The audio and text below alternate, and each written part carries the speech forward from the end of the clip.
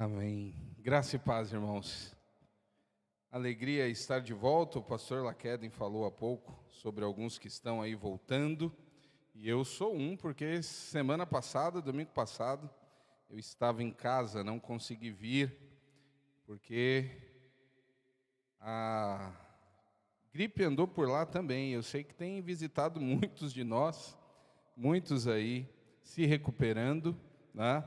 E graças a Deus que hoje posso estar aqui de volta com os irmãos para cultuar o Senhor. Sei que ainda temos muitos em recuperação, mas como Marquinhos acabou de cantar aqui, um clássico, né? Uma música que eu gosto muito, não há barreiras. Então, o Senhor cuida de nós. Inclusive, na semana passada eu aqui não estava, mas estava acompanhando a transmissão e sei que muitos irmãos estão cultuando conosco também, literalmente de vários outros lugares desse Brasil. E o Senhor nos abençoa com as possibilidades de estarmos juntos, mesmo que às vezes adoentados. Então, muito bom, graças a Deus por isso.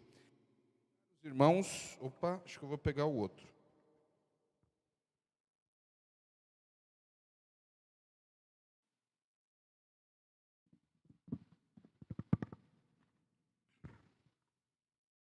Mantém ou não, Davi? Troca ou não? 1, 2, troca? Beleza. Pronto. Eu quero convidar os irmãos a abrirem suas Bíblias, desta vez no Novo Testamento, no livro de Romanos. Romanos capítulo 8.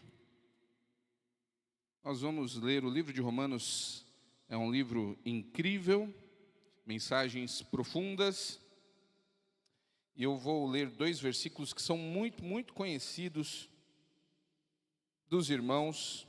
São versículos que nós gostamos muito de ler e de relembrar. Que está ali a partir do versículo 28 e 29.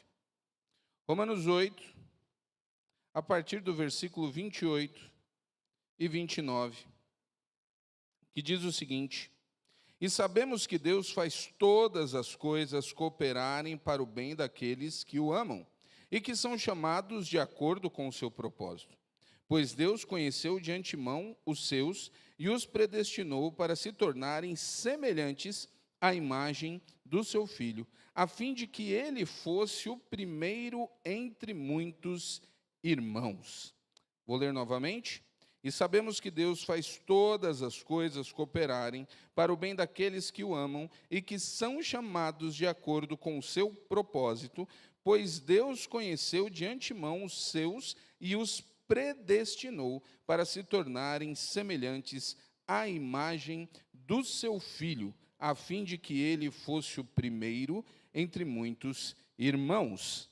Então, depois de passarmos alguns meses aprendendo a respeito da vida de, como colocado na série, Ilustres Desconhecidos, personagens que, através da sua vida, das suas vidas, nos trazem lições poderosas e lições importantes da parte do Senhor.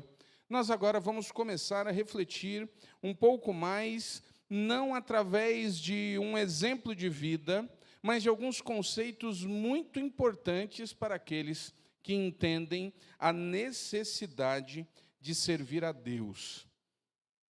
Então, no início dos anos 2000, eu lembro bem que algumas coisas começaram a mudar, de modo geral, a maneira de ser e de ver igreja. E nós vivemos experiências no mundo inteiro, em particular no Brasil, com a chamada, na verdade, através de um livro traduzido, e que chegou ao Brasil, e que trouxe ali uma transformação no jeito de ser e de pensar dentro da igreja. Há mais ou menos 20 anos atrás, nós viríamos a viver o que ficou chamado de a revolução do voluntariado. As questões ligadas à maneira de ver e servir estavam sendo transformadas novamente por um pensamento muito simples. e nada diferente do que a Bíblia já nos mostrava, mas era a ideia de mostrar o poder e a capacidade de alinharmos aquilo que o Senhor nos deu naturalmente com as questões do reino. Então, naquele momento de explosão, inclusive somando-se ali ao que também ficou conhecido como igreja com propósitos, essas questões foram ajuntadas, e nós, então, tínhamos ali aquele discurso, que é um discurso bíblico de que precisávamos descobrir, de fato, quais eram as nossas aptidões, quais os dons, e até hoje nós mantemos os irmãos que se batizaram recentemente, os irmãos que foram discipulados nesta igreja, com certeza vão se lembrar do processo em que nós falamos sobre os dons.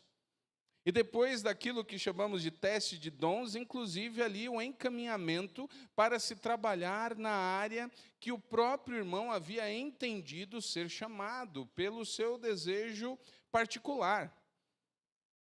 O trabalho dentro da igreja, aquilo que nós fazemos depois que nos convertemos, em nenhum momento deve ou é algo que serve como um grande fardo. Deus não está castigando ninguém na sua obra, pelo contrário.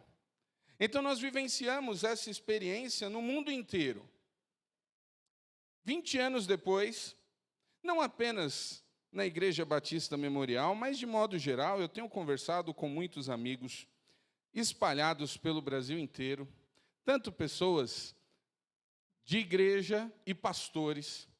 E alguns dos grandes desafios que nós possuímos atualmente é conseguir, por exemplo, preencher um simples papel chamado escala. Os irmãos que estão à frente dos ministérios e que têm a árdua tarefa de preencher escalas, com certeza vão entender do que eu estou falando. A dificuldade, muitas vezes, em conseguir preencher uma escala ou fazer que alguns irmãos entendam que podem fazer algo mais de um domingo no mês é um grande desafio. Mas isso não é uma questão apenas da Igreja Batista Memorial. Na verdade, essa é uma questão que as pessoas estão enfrentando como fruto dos tempos. Em 20 anos, muita coisa mudou no mundo. O mundo é outro. As gerações vão se transformando, os nossos hábitos vão mudando, as nossas agendas vão sendo transformadas e, na verdade, isso está muito ligado a um detalhe que tem a ver com o nosso entendimento ou não do que realmente devemos fazer. Talvez você, um pouco mais atento ou preocupado, esteja, ok, pastor, mas o que isso tem a ver com o texto de Romanos que o senhor leu? Esse texto de Romanos é um texto apaixonante, porque nós temos ali um texto que aborda alguns assuntos que despertam muitas paixões. É muito gostoso ouvir uma declaração dizendo que todas as coisas contribuem para o bem daqueles que amam o Senhor e que o Senhor os ama. Nós, inclusive, eu não sei os irmãos, mas quando eu estou passando uma grande prova, uma grande dificuldade, é um dos versículos que me vem à mente. É o entendimento de que as dificuldades servem para o bem, porque o Senhor está permitindo. Então, eu acredito que não apenas eu, mas muitos de nós aqui esta noite já nos consolamos com esse versículo em algum momento da vida. No entendimento de que, olha, se estamos passando isso aqui, o Senhor está permitindo, isso aqui é para algo melhor. Então, é um texto que muitos gostam, guardam com muito carinho. Ao mesmo tempo, aqui tem algumas expressões que aqueles que gostam de assuntos mais na linha teológica amam ou se apavoram, porque aqui tem a expressão os predestinou. E aí alguns começam, já se animam, já se alegram com essa questão. O pastor vai falar ou não de predestinação, e ali quem gosta mais desse assunto fica empolgado. Mas eu não vou falar esta noite, nem de questões ligadas à predestinação, muito menos sobre as questões que o Senhor permite que passemos em nossas vidas para nos transformar. Mas eu quero destacar a parte final desse maravilhoso texto, que é dizendo exatamente isso, as coisas que nós passamos, sofremos, vivemos, de fato tem como objetivo nos tornar alguém diferente. E é exatamente essa expressão que finaliza o versículo que diz, se tornarem semelhantes à imagem do seu filho, a fim de que ele fosse o primeiro entre muitos irmãos. Eu quero destacar aqui um ponto que às vezes nós esquecemos. O Senhor, na sua infinita misericórdia, infinita bondade, Ele nos resgata. A expressão é essa. Hoje de manhã, eu sempre dou um jeito de falar na EBD. Hoje de manhã nós tivemos um momento muito gostoso. E eu estou sendo verdadeiro quando eu falo isso. Não se trata só de propaganda. Queridos, estudar a Bíblia é bom. Conseguir entender as razões, os significados, é maravilhoso. É isso que o Senhor espera. E hoje nós estávamos estudando o Evangelho de João. Olha que delícia.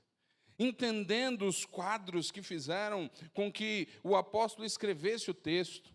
Vendo as questões ligadas a alguns versículos muito importantes, a maneira como ele vai montando o texto. Querido, se você não tem interesse em descobrir mais disso, você precisa de fato ter uma conversa séria com Deus. Porque precisamos aprender e literalmente nos apaixonar pela palavra do Senhor. E hoje nós estávamos vendo ali, quando nós olhamos a maneira como Deus misericordiosamente agiu. E o livro de João tem o versículo mais conhecido, porque Deus amou o mundo de tal maneira que deu seu Filho unigênito, para que todo aquele que nele crê não pereça, mas tenha a vida eterna. Então, um grande problema que nós enfrentamos em qualquer época da nossa vida é quando nós nos esquecemos de alguns detalhes importantes. O Senhor não enviou Jesus naquela cruz para nos trazer conforto, para que os dias sejam simplesmente um dia atrás do outro, para que tenhamos ou para que sejamos um grupo de privilegiados nesta terra, protegidos contra todo o mal. O Senhor enviou Jesus para que nós fôssemos salvos, para que nós pudéssemos um dia entrar na eternidade, futuro, céu, o reino. Mas para que isso aconteça, Ele precisa transformar o nosso coração. É por isso, inclusive, que precisamos nos arrepender. E quando nós nos deparamos com esse texto do apóstolo Paulo, Paulo está aqui dizendo tudo aquilo que a gente acha maravilhoso. Paulo está aqui lembrando que todas as coisas contribuem para o bem daqueles que amam ao Senhor. Que bênção! Que o Senhor nos predestinou. Que bênção! Mas tudo isso é para quê? Qual a razão disso? Para que possamos ser cada vez mais semelhantes à imagem do Filho de Deus. Ou seja, a ação de Deus nas nossas vidas tem como objetivo nos deixar mais parecidos com Jesus. E essa reflexão, ela precisa ser feita, eu não digo rotineiramente, eu digo diariamente. Você já parou para pensar ou analisar na sua vida se você está mais parecido com Jesus?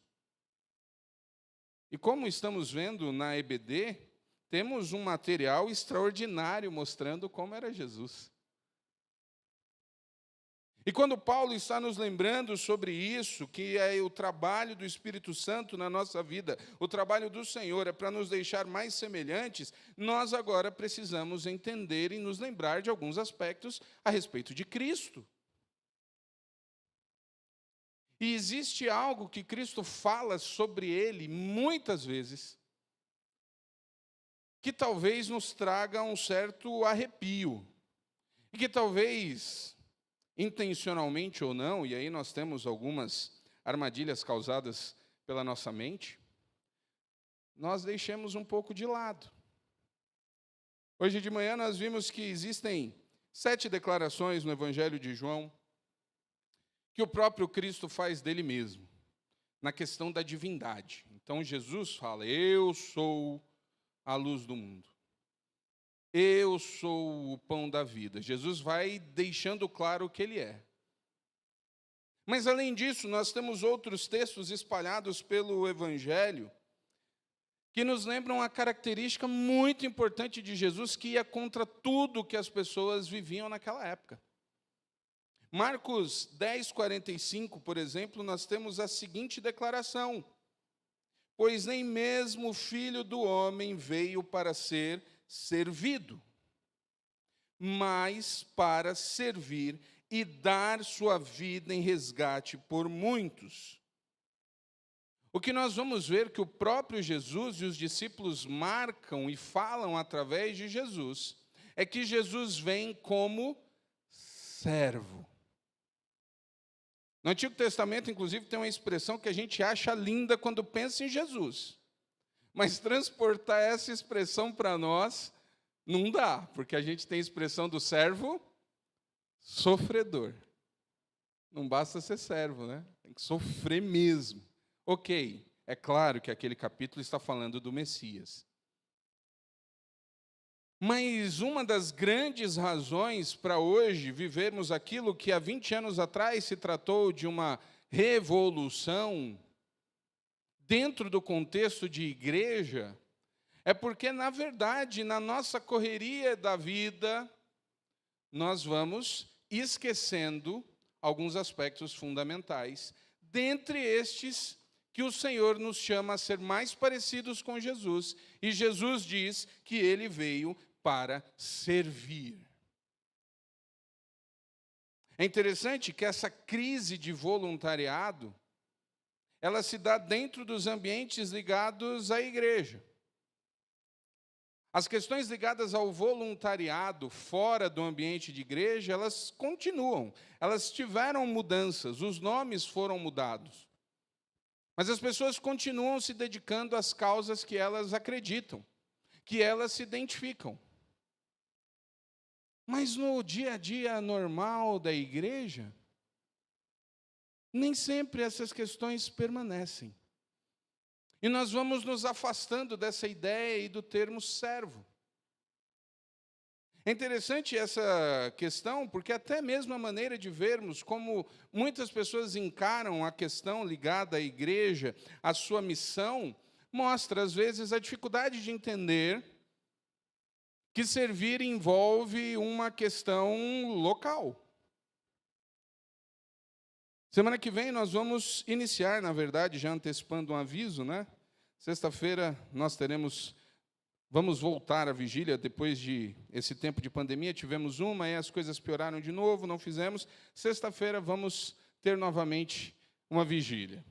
Nos termos modernos, como dizemos, né? Hoje é muito complicado fazermos vigília no sentido daquele horário clássico, né? Mas nós estamos aí na questão das horas, dá mais ou menos a mesma coisa. Então, depois, o Conselho Missionário vai falar sobre isso. E no domingo vamos lançar uma campanha de missões locais. E às vezes nós temos pessoas que não concordam, que não entendem, que acham que não. Que acabam entendendo que a campanha que leva o título de missões mundiais ou nacionais é mais importante. Toda campanha de missão é importante, seja ela local, nacional ou mundial. São missões. Os aspectos internos são colocados, a igreja é uma realidade local. Jesus não começa, nem desafia, nem comissiona a sua igreja a ir primeiro aos confins da terra. Ele diz Jerusalém. Começa assim, e as coisas vão tomando proporções. Então, muitas vezes, nós esquecemos que Jesus, ele vem como a figura de servo. E quando você ouve a palavra servo ou serviço, o que é que você entende? Porque a grande realidade é que Jesus choca aqueles homens quando ele fala sobre isso.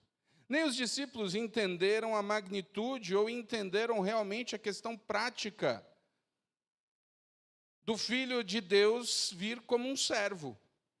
Até porque, durante o ministério de Jesus, os discípulos, às vezes, eles se envolviam em alguns debates assim que eu fico impressionado. Em determinado momento, eles estão discutindo entre eles quem é que vai sentar do lado direito do Pai. Eles discutem entre eles qual dos discípulos estariam ali na linha de frente. Seriam os mais importantes. Por uma questão óbvia. Eles viviam em uma realidade onde essas esferas, elas eram muito bem colocadas. No tempo dos discípulos, no tempo em que Jesus viveu aqui na terra, nós tínhamos uma configuração muito interessante na sociedade. Ser cidadão naquele tempo não era para qualquer um. Cidadão era o romano, era aquele que tinha o direito, era aquele que tinha uma questão, era a minoria. Diferente de hoje, das campanhas que nós ouvimos, aquela questão de todo mundo dizer eu sou cidadão, no tempo de Jesus, não.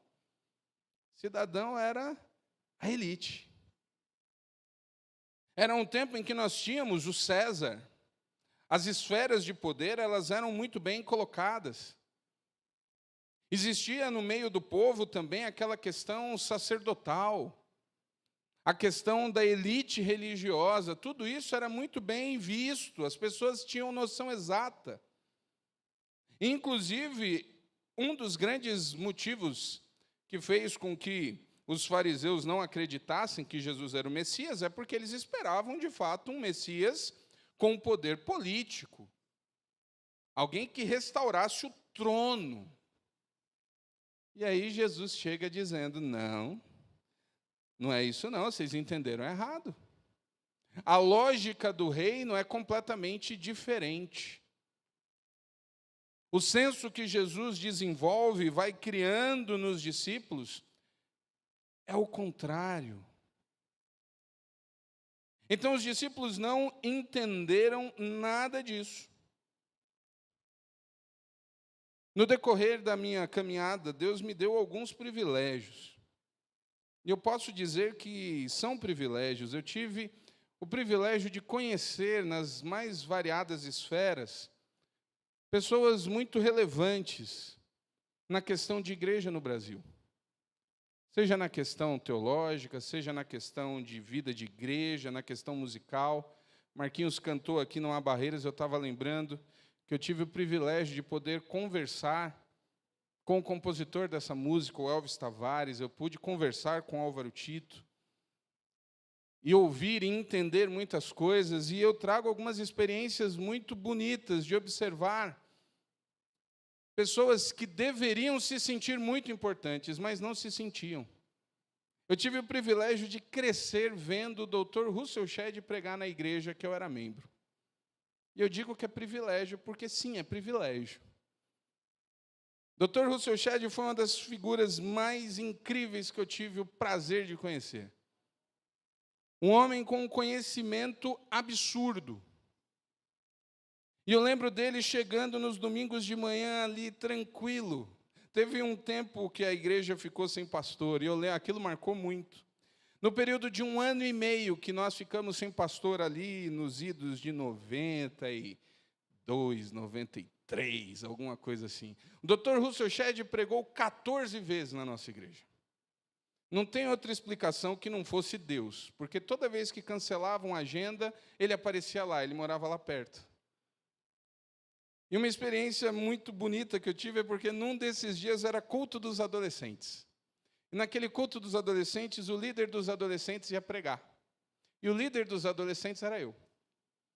E eu já estava naturalmente com medo de pregar na igreja. E quando eu chego, o primeiro carro que eu vejo no estacionamento da igreja é de quem? Dr. Russell Shedd. Falei, Senhor, obrigado, porque hoje não sou eu que prego. E eu lembro que eu fui comunicar que ele seria o pregador. Ele não sabia que eu era o pregador. Eu falei, doutor, que bom que o senhor está aqui. Que nós vamos poder ouvir a palavra através da vida do irmão. E ele falou de maneira bem tranquila e sincera. Ele falou, não, meu irmão, eu vim apenas cultuar. Terei prazer em ouvir a palavra do Senhor com os irmãos, por aquele que está preparado para isso hoje de manhã. E eu olhei para ele e falei assim, pastor, eu garanto para o senhor que aquele que iria trazer a palavra esta manhã não vai trazer. Porque sou eu, e eu não vou pregar com o senhor sentado aqui. Eu tinha 14 anos, acho que era isso. Ele deu uma risada, subiu e pregou, e foi maravilhoso. E, queridos, no decorrer da minha caminhada, até me preparando em seminário, em conferências, eu conheci outros que não tinham 1/10 do que realmente o Dr. Russell Shedd tinha. E eles se sentiam tanto. Pessoas que não deveriam ter o porquê daquela arrogância e tinham. Então não é natural e nem adianta pensar que essas coisas acontecem de maneira automática. Não. Nós nos esquecemos muitas vezes quem realmente somos e o que realmente devemos fazer e perdemos a noção disso. E eu trago com muito carinho essas experiências de poder se relacionar e conversar com pessoas que entenderam quem eram e agiam de maneira natural. A quantidade de pessoas que se machucam no dia a dia da igreja, e eu quero deixar bem claro algo aqui. Temos muitas pessoas que se chateiam e se magoam, porque no dia a dia da vida de igreja se sentem injustiçadas, se sentem maltratadas, muitas vezes não reconhecidas. E eu quero dizer que o trabalho na igreja não deve causar esse tipo de sentimento, então não estou justificando. E sim, acontecem problemas, erros, e a gente precisa corrigir. Mas, ao mesmo tempo, nós precisamos tomar muito cuidado quando permitimos ou quando nos sentimos magoados ao ponto de não querermos mais fazer as coisas, porque nós somos servos. E aí a gente precisa lembrar qual é a motivação ou para quem nós fazemos as coisas. Quando nós vemos o contexto de servo no Novo Testamento, os servos não tinham muito direito a escolher o que fazer, eles faziam. E é impressionante como nós vamos observando os textos, e eles vão nos mostrando a lógica, uma lógica de serviço motivado pelo entendimento de quem são. E quando eu falei que hoje vivenciamos uma crise, não apenas aqui, mas uma crise em termos de igreja geral, é porque talvez nós acabamos esquecendo que o Senhor precisa tratar o nosso coração. E que nós também precisamos entender que somos servos. Jesus, quando vai falar em Mateus 20, a partir do versículo 25, nós temos o seguinte, Mateus 20, 25 a 28. Jesus diz para os discípulos: vocês sabem que os governantes deste mundo têm poder sobre o povo e que os oficiais exercem sua autoridade sobre os súditos. Entre vocês, porém, será diferente. Quem quiser ser o líder entre vocês, que seja servo. E quem quiser ser o primeiro entre vocês, que se torne escravo. Pois nem mesmo o Filho do Homem veio para ser servido, mas para servir e dar a sua vida em resgate por muitos. Jesus reúne os seus discípulos para lembrar isso. E aqui tem um detalhe, gente. Jesus não se levantou contra o sistema romano. Jesus não condenou a questão hierárquica. Jesus não condenou a questão de ordem. Jesus não pregou uma anarquia. Nem Paulo fez isso, nem os discípulos. Porque o reino modifica as estruturas de dentro para fora. A questão não é a estrutura em si, mas quem opera. Então, o importante não é se vai mudar de imperador para presidente. Mas o importante é que quem esteja na função seja servo do Senhor e, por consequência, dos outros. Às vezes a gente fica muito desesperado, gastando muita energia numa luta contra um sistema que a Bíblia diz que já está condenado. A Bíblia diz que este mundo jaz no maligno. O mundo está condenado. Condenado. Não vai melhorar. Desculpem trazer notícias ruins. Mas a Bíblia está falando isso há 2000 anos, que as coisas só vão piorar. A Bíblia está falando há 2000 anos que no mundo nós teremos aflições. Mas que é o Senhor quem nos guarda. E olha que a Bíblia está dizendo que as coisas vão piorar, e nós estamos longe dos problemas que os crentes enfrentaram no primeiro século. Então, quando a Bíblia diz que as coisas iriam piorar naquela cultura, a gente traz para os dias de hoje e entende que é o seguinte: vamos nos preparar. Porque os problemas que nós... Gente, como crentes, eu estou falando da questão agora como crente. Eu não estou dizendo que a tua vida está fácil, pelo amor de Deus. Está difícil para todo mundo, a coisa está feia. Mas a Bíblia diz que em termos de sistema, em termos de mundo, as coisas vão piorar. Jesus não perde tempo nem gasta energia confrontando estruturas que já estão mortas. Ele se preocupa com o coração do homem. E ele reúne os seus discípulos dizendo: olha, aqui não adianta você esperar um tipo de projeção, você não vai ter. Aqui nós precisamos entender que somos servos. O Filho do Homem não veio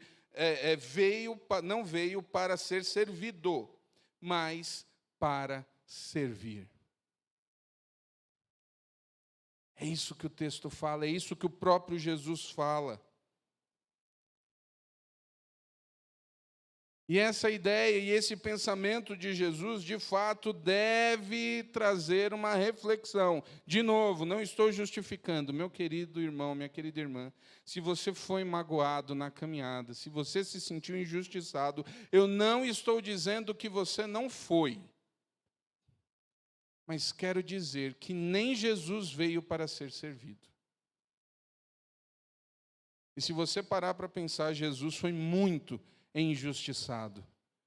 E ao contrário de desistir, ele foi para a cruz. Também não estou dizendo que você tem que ser crucificado. Só estou querendo lembrar a você alguns pontos importantes do que o próprio Cristo fez e disse que nós precisaríamos fazer.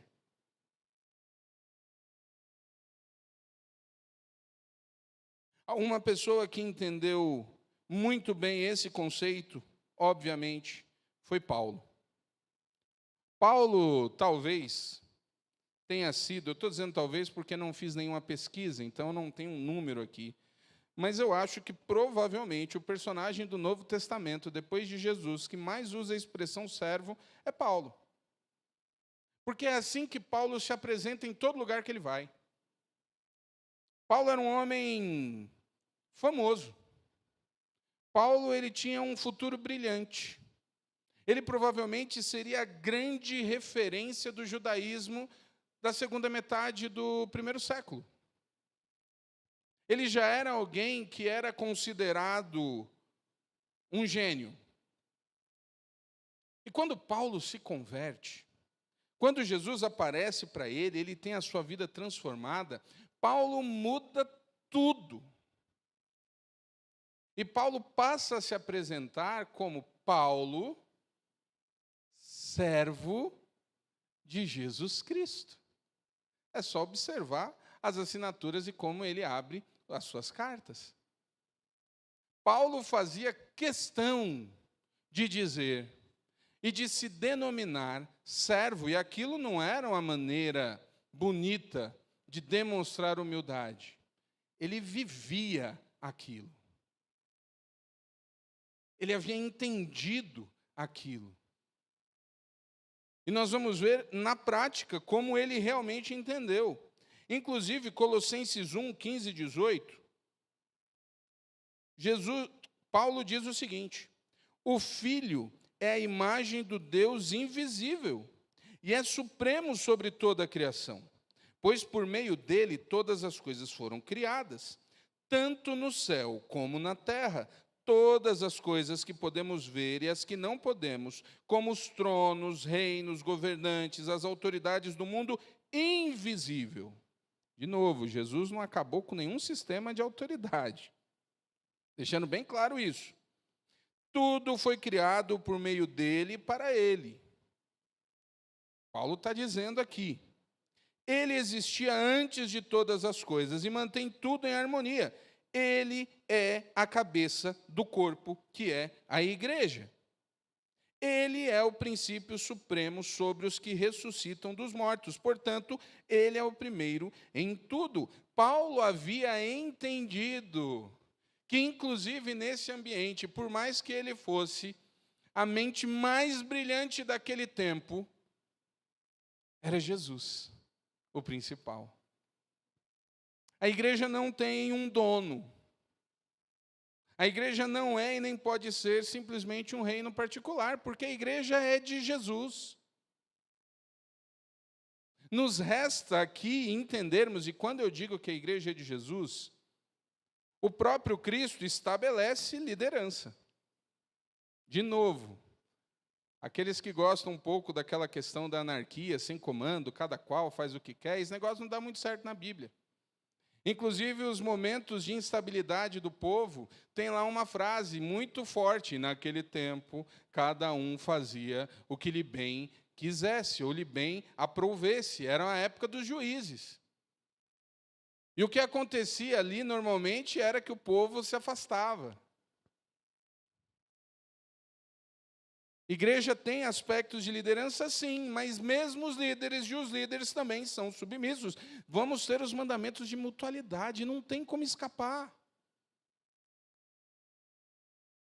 A nossa vida com Deus precisa envolver a reflexão a respeito da nossa capacidade, de fato, de entendermos que somos servos. Você que gosta dos discursos motivacionais, daqueles vídeos de TikTok, de Instagram, que diz: você é isso, você é aquilo, está dentro de você, você vai conseguir, você vai vencer. Você deve estar detestando o que eu estou falando, me desculpa. Mas o compromisso aqui é lembrar o que a Bíblia nos fala. E sim, você é amado, a Bíblia diz que somos. Jesus morreu por nós, sim, porque Ele nos ama, pelo nosso pecado. E nos amando muito, Jesus diz: vocês precisam ser servos, porque eu também sou. Não é um aspecto que nós podemos, não temos o direito de ignorar isso. Portanto, precisamos entender e refletir a respeito da nossa capacidade. Às vezes nós desenvolvemos o hábito e acabamos achando que somos e que sabemos, que temos aqui a chave. E a gente se zanga porque os outros não estão vendo igual a gente. E na dinâmica de igreja existem coisas muito interessantes, porque às vezes nós nos sentimos. Nós dizemos e pensamos e olhamos e falamos ali que a liderança não é serva. E a liderança precisa tomar muito cuidado com isso, porque o que é cobrado sobre liderança é muito sério, espiritualmente falando.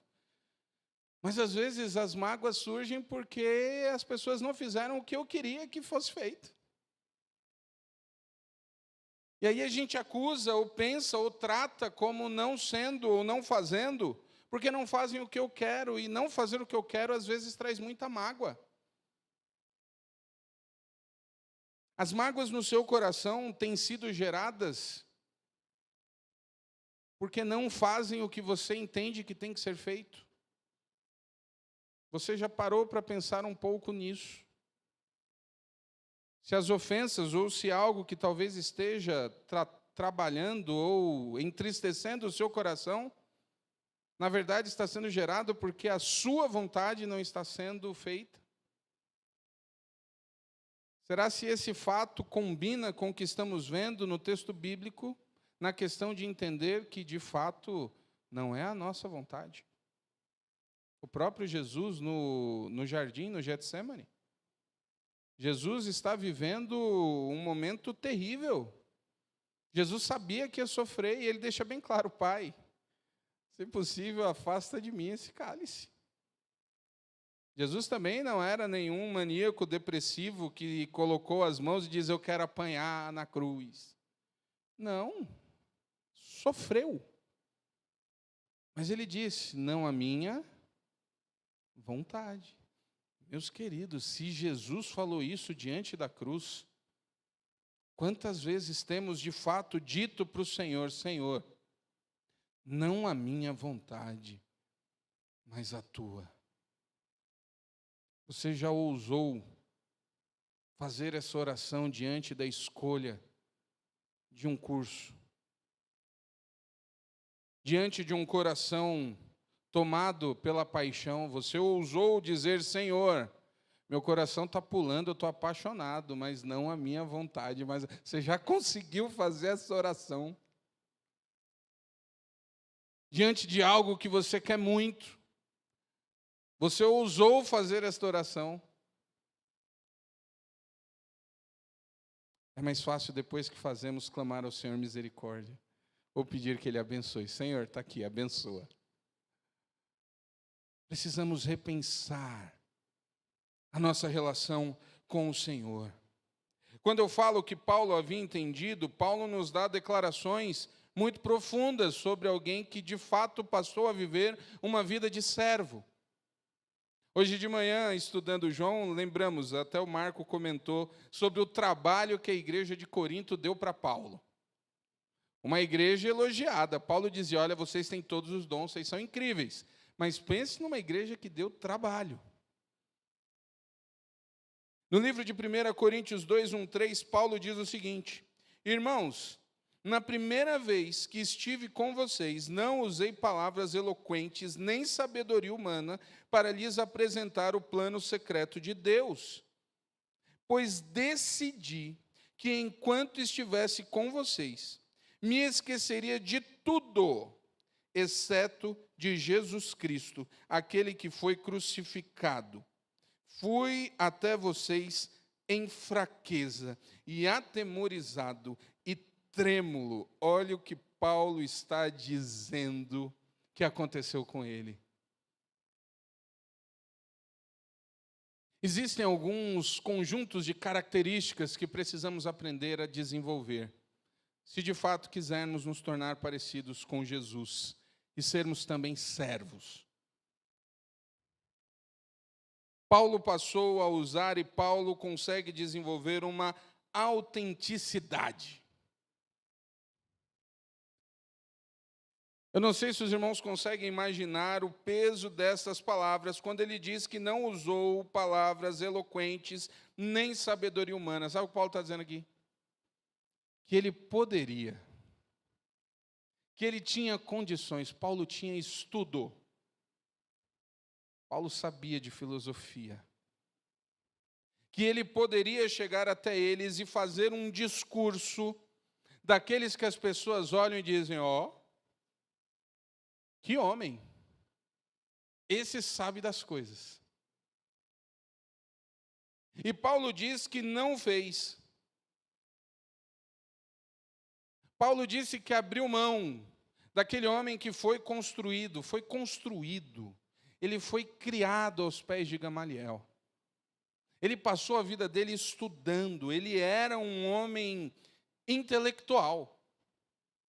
Quando ele diz que abre mão, isso aqui foi difícil. Ele está falando a uma igreja de uma realidade completamente diferente dos costumes judaicos. Paulo seguia à risca todos os costumes. Paulo não comia o que não era para comer. Paulo não fazia nada no sábado. Paulo seguia à risca a lei. E ele foi para um lugar que ninguém estava nem aí para a lei. Os fariseus, eles condenavam Jesus porque Jesus andava com pessoas proibidas. Então existia dentro de Paulo uma realidade que ainda lutava com aquilo. Ele está dizendo: olha, eu decidi. Foi algo que ele precisou, foi uma decisão. Eu decidi, ele diz aqui, eu decidi me esquecer de tudo, exceto de Jesus Cristo, aquele que foi crucificado. Fui até vocês em fraqueza, atemorizado e trêmulo. Sabe o que começou a acontecer naqueles tempos? As pessoas passaram a ter contato, e muitas tiveram contato, primeiro, com cartas, com o texto escrito de Paulo. E em algumas situações, as pessoas, esse aí é o homem que escreveu aquilo, esse aqui é Paulo, que escreveu daquele jeito, não é possível. Eu lembro até hoje quando uma irmã me abordou aqui na igreja, zangada comigo. Porque eu tinha indicado o filme Paulo. É Paulo, é o apóstolo da graça? Eu não lembro agora. O apóstolo de Cristo, né? Eu indiquei esse livro, esse filme, eu achei esse filme incrível. E ali eu fiquei meio preocupado, eu falei assim, meu Deus, tem algum erro, tem alguma heresia naquele filme? Eu não lembro. E ela virou para mim e falou assim, como é que Paulo é um homem daquele, fraco daquele jeito? Aquele homem todo atemorizado, não é Paulo, porque nós construímos essa imagem de Paulo, aquele super-herói. E o filme traz, inclusive, uma visão interessante de que Paulo sofria ainda por lembrar que matou irmãos em Cristo, que perseguiu. Paulo aparece pela primeira vez no texto bíblico, segurando as capas dos homens que apedrejaram Estevão. Eu não sei você, mas eu imagino que apedrejamento era uma cena muito feia. E nós criamos mesmo, né, aquela imagem, e Paulo não fragilizado no fim de vida. O filme mostra Paulo já caminhando e conversando com Lucas. Eu gosto demais desse filme. Mas é um Paulo fragilizado. Gente, Paulo sofreu demais no tempo dele de ministério. Paulo sofreu muito, Paulo passou fome. Paulo apanhou, Paulo foi apedrejado, Paulo foi perseguido, Paulo foi picado por cobra. Paulo teve uma vida terrível, naturalmente no final de vida. E Paulo escreve em determinados lugares falando da enfermidade, das dores. Então, quando Paulo diz que chegou até ali, eles em fraqueza, atemorizado e trêmulo, era real. Paulo não era mais aquele peito estufado, aquele homem orgulhoso, que confiava muitas vezes no seu intelecto. E às vezes, quando nós não vivenciamos realmente o Evangelho, nós nos tornamos apenas religiosos. Que em nome da fé, às vezes, até jogamos pedras. Paulo era outro homem. O homem que escreveu metade do Novo Testamento.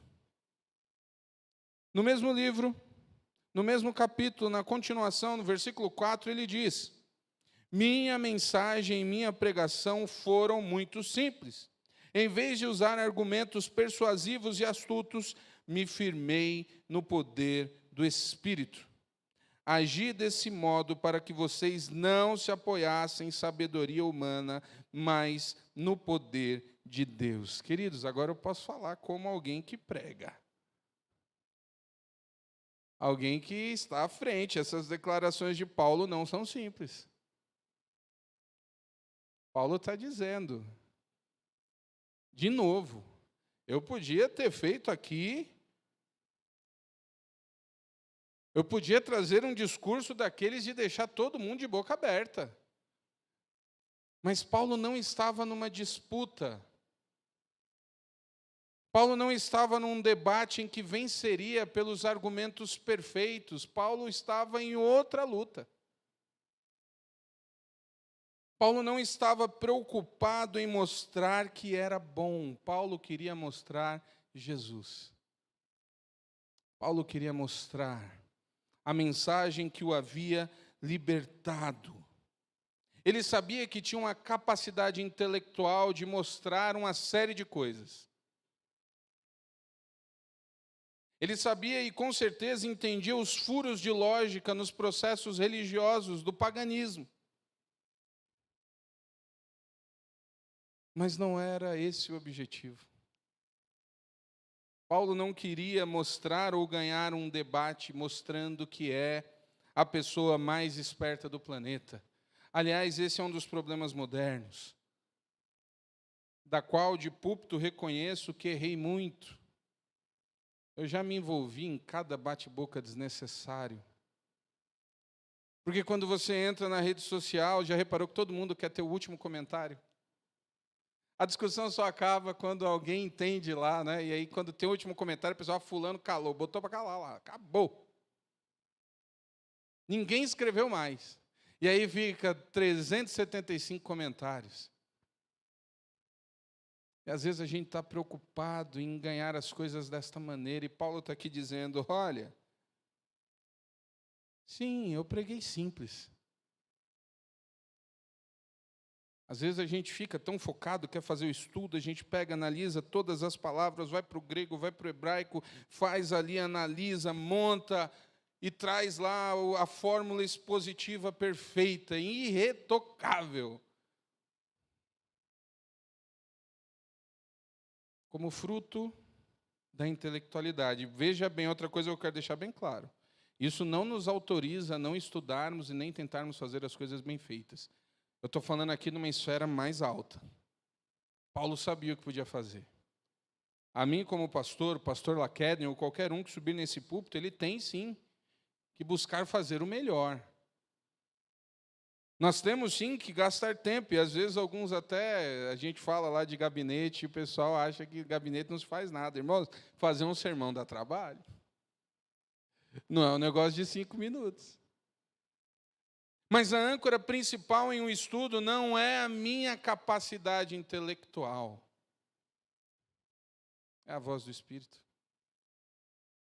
É o que o Senhor deseja de fato passar. Você quer saber ou testar se você tem desenvolvido realmente um espírito mais humilde que de fato possa se declarar ou entender ser servo? Como é que você reage quando é confrontado? Eu li essa pergunta de um pregador que eu admiro e gosto demais. E ali ele falou o seguinte: a nossa reação primeira é ficarmos na defensiva. E aí a gente quer justificar tudo. Porque quando nós somos confrontados, nasce em nós uma necessidade de mostrar que nós não estamos errados. E aí a gente bota todos os argumentos, a gente justifica. Porque a gente quer provar que não tem erro. E enquanto você quiser provar que não tem erro, o seu espírito não está quebrantado. Isso mexeu comigo. Ao sermos confrontados, precisamos aprender a ouvir. E a entender que somos responsáveis pelos nossos atos. Charles Swindoll escreve uma frase: nada a provar, nada a perder. Você não tem que provar nada para ninguém. Você não tem que provar nada para quem está do seu lado.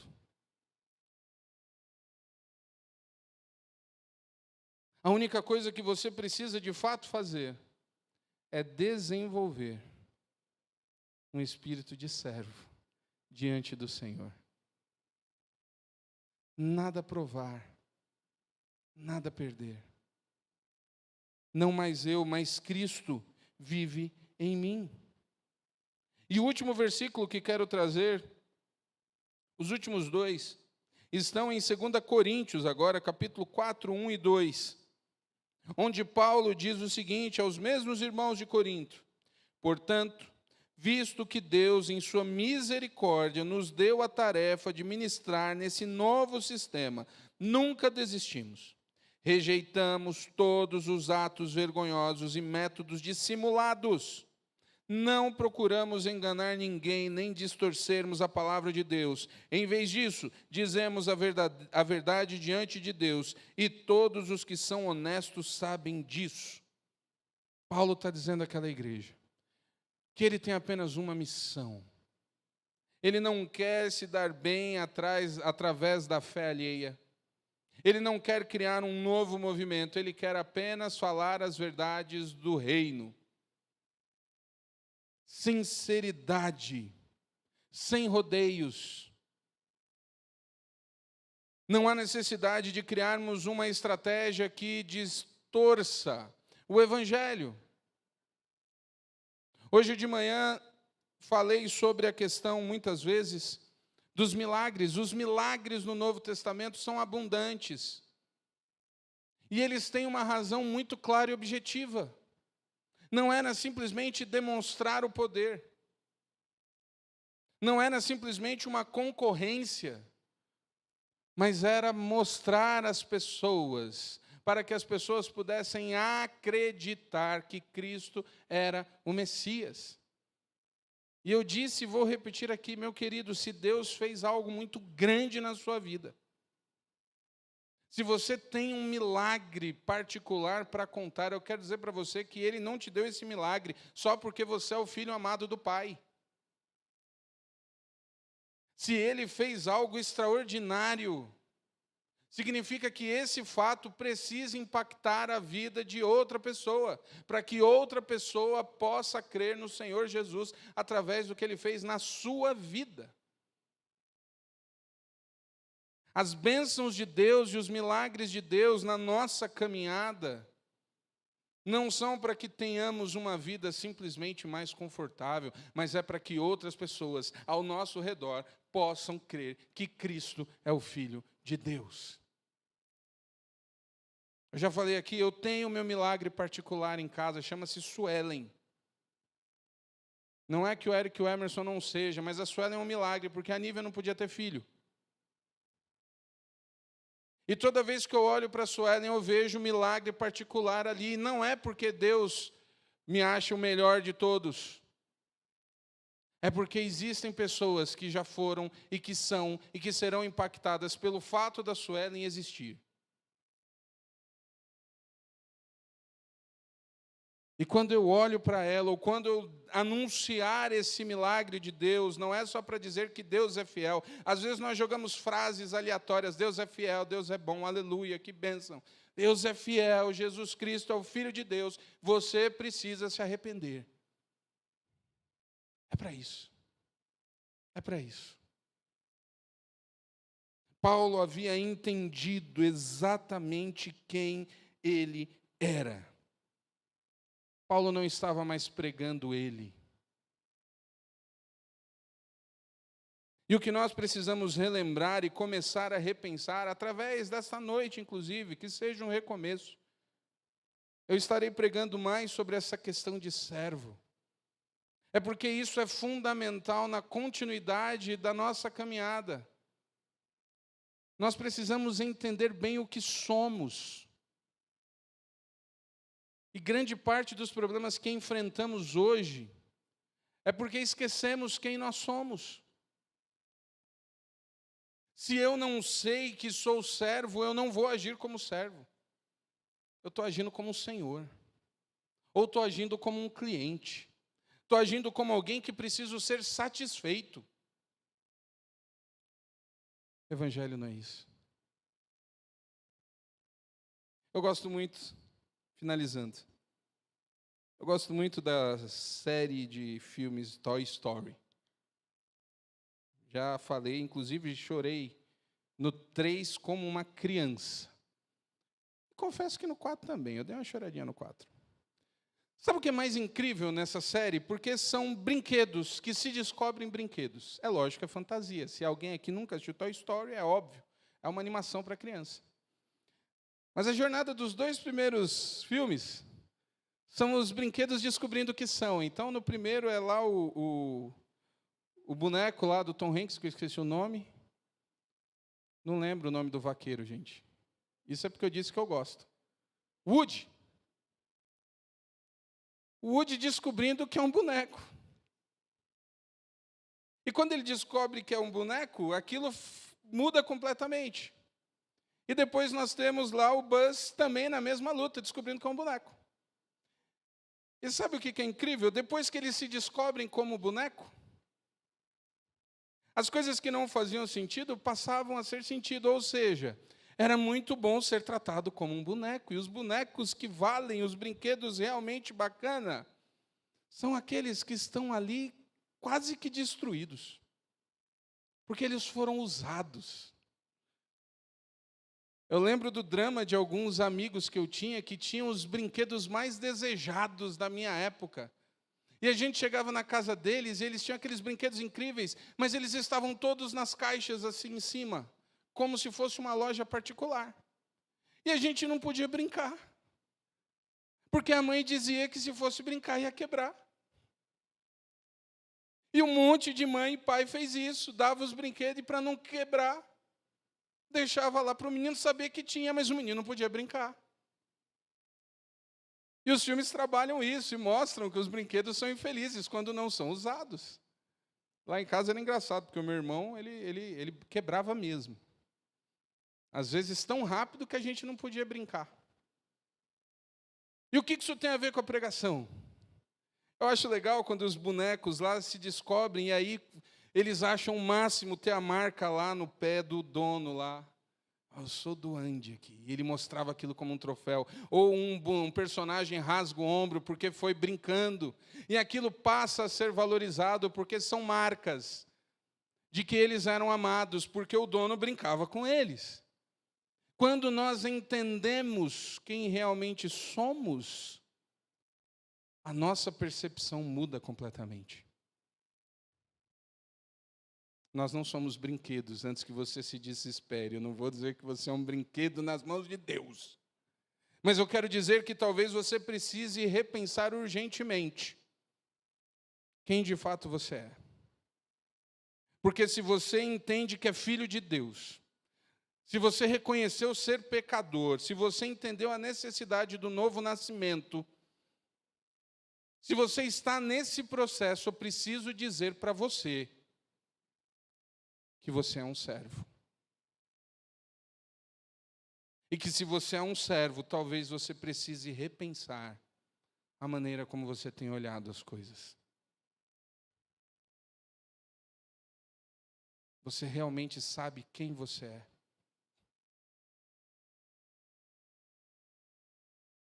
Queria convidar o ministério a subir.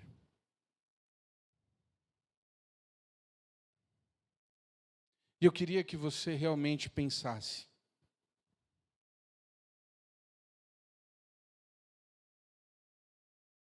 E entendesse a necessidade de saber que é o Senhor e não é você, não sou eu. E que Jesus passa os 3 anos desafiando aqueles homens a entenderem as necessidades ao seu redor. E de maneira genuína se importarem. Às vezes eu fico vendo algumas situações, eu falo, Senhor, misericórdia.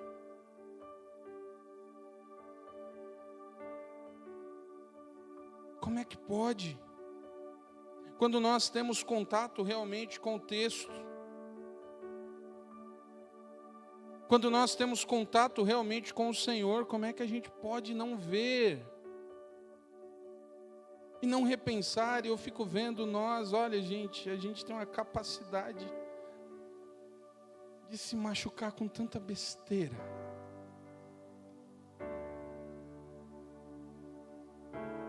A gente se ofende com tão pouco. E quando vemos um homem como Paulo dizer, eu, Paulo, servo de Jesus Cristo, eu decidi, por amor a Cristo, esquecer tudo aquilo que me ofende. Esquecer todas as práticas que eu, como judeu, acho que vocês fazem errado. Porque o que importa de fato é Cristo.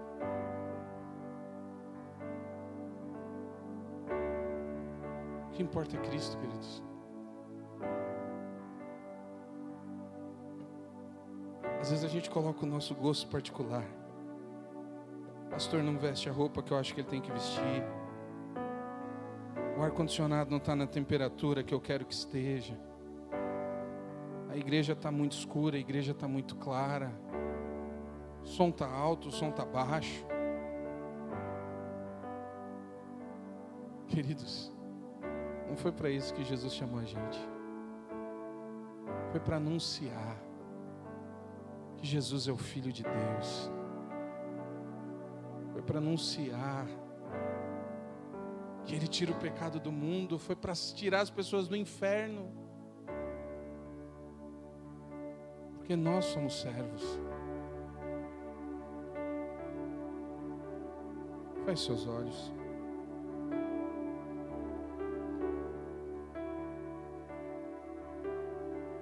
Essa semana eu comecei a estudar sobre isso. Eu tenho tomado muita pancada dos textos bíblicos. Eu tenho sido muito confrontado. E do fundo do meu coração eu estou aqui desejoso de que você apanhe tanto quanto eu. Porque aí o texto faz sentido. Todas as coisas contribuem para o bem daqueles que amam. Inclusive quando somos confrontados pelo texto bíblico. E eu quero te desafiar a refletir e fazer a pergunta a você mesmo. Eu sou servo.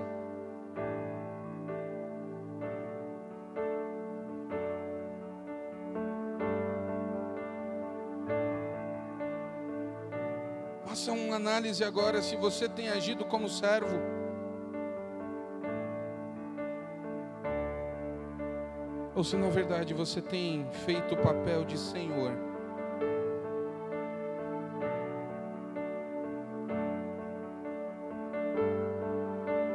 Sabemos que Deus faz todas as coisas cooperarem para o bem daqueles que o amam e que são chamados de acordo com o seu propósito, pois Deus conheceu de antemão os seus e os predestinou para se tornarem semelhantes à imagem de seu Filho, a fim de que ele fosse o primeiro entre muitos irmãos. E a palavra que o próprio Jesus dá para ele mesmo é servo.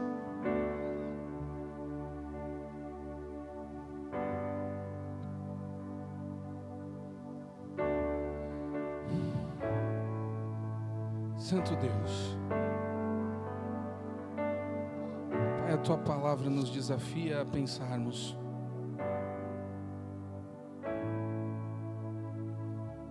A realidade é que a Tua palavra nos mostra em vários lugares que de fato não é a nossa vontade, que de fato não é como pensamos e como vemos, mas como o Senhor o faz. A Tua igreja está em oração, Pai, e eu agora clamo pela Tua misericórdia. Que o Teu Santo Espírito, Pai, esteja de fato trazendo agora às nossas mentes a resposta real. E que através disso o Teu Santo Espírito esteja fazendo uma obra, Pai, nos nossos corações, não importa quanto tempo tenhamos de igreja. Mas que o Senhor possa estar novamente, Pai, trazendo em nossos corações o entendimento, o desejo, Pai, de sermos mais parecidos com Jesus. E que se para isso as nossas vontades, paixões, desejos, entendimentos, Pai, se para isso eles precisarem morrer, serem sufocados, que o Teu Santo Espírito o faça. Que de fato, Pai, possamos despertar novamente a nossa sensibilidade, Pai, ao nosso meio, às necessidades. Que o Teu Santo Espírito traga novamente aqueles que perderam o senso, Pai, o entendimento de que são servos. Desperta novamente na Tua igreja o desejo de servir. Quebra o nosso orgulho, Pai. Quebra a dificuldade que temos em talvez nos sujeitarmos uns aos outros. Como o apóstolo Paulo, derruba, Pai, todas as nossas desculpas. Retira de nós todo esse senso de justiça que nos faz querer mostrar e provar que estamos certos o tempo todo. Ajuda-nos única e exclusivamente a servirmos ao Senhor. E assim fazemos a Tua santa vontade, anunciando o Jesus Cristo, Filho de Deus, ressurreto, que tira o pecado do mundo. Trabalhe os nossos corações. Assim nós oramos, no nome precioso de Jesus. Amém.